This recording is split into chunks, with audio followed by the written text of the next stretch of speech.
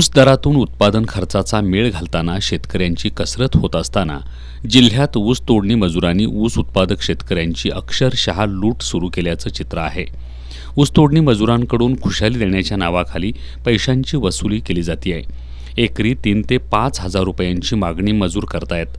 ऊसतोड मिळावी यासाठी शेतकरी कारखान्याच्या कार्यालयाचे हेलपाटे मारून वैतागलेत.